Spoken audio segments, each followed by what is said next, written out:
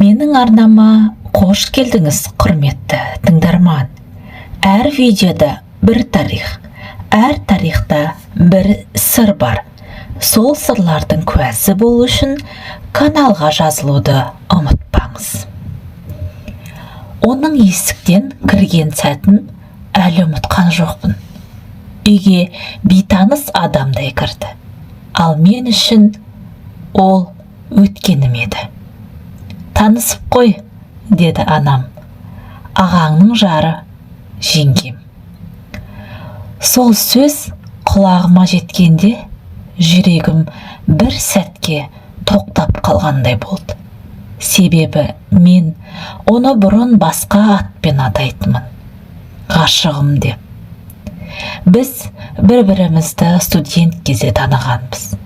Арманшыл, қарапайым күндер еді. Болашақ туралы көп сөйлесетінбіз. Бірақ өмір, ол жоспарды сұрамайды екен. Ол кетіп қалды. Себепсіз, түсіндірмесіз. Сосын мен де өз өміріммен кеттім деп ойладым. Қателесіппін. Енді ол менің үйімде. Әр күн сайын көз алдымда. Бірақ маған бөтен адамдай. Жеңгем ретінде. Алғашқы күндері көзіміз түйіскенде, екеуміз де бірден басқа жаққа қарайтынбыз. Үнсіздік. Сол үнсіздікте айтылмаған мың сұрақ бар еді. Бір күні ас үйде екеуміз ғана қалдық. Қалайсың? Деді ол жай ғана.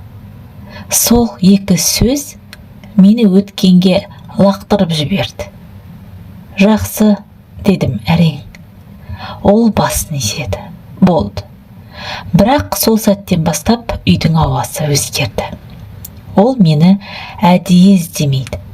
Мен де жолықпауға тырысамын. Бірақ кейде тағдыр әдейі беттестіргендей. Кешкі шай, ортақ дастархан, ағамның күлкісі. Ал мен ішімнен ғана сұраймын. Неге? Неге дәл сол адам? Неге дәл осы өмір? Бір түні жарық өшіп қалды. Үй іші қараңғы. Мен дәлізде тұр едім. Сенбе, деді ол. Иә, тағы да үнсіздік. Өткенді қозғамайық, деді ол кенет. Екеуміз де бәрін кешіруіміз керек. Мен басымды изедім. Амалсыз әрине. Бірақ жүрек ол тыңдамады. Сол түннен кейін мен шешім қабылдадым. Өткенмен өмір сүруге болмайды. Ол енді менің жеңгем. Ал мен бұл үйдің тыныштығын бұзбауым керек. Қазір біз бір-бірімізге сыпайы адамдармыз. Кейде күлеміз, кейде үнсіз отырамыз. Бірақ кей түндері ұйықтар алдында бір ой келеді. Кейбір адамдар өмірімізге кеш келеді, ал кейбірі тым ерте кетеді. Құрметті тыңдарман, осы әңгіменің жалғасын күтсеңіз, менің арнама тіркеліп, лайк, комментарий қалдыруды ұмытпаңыз.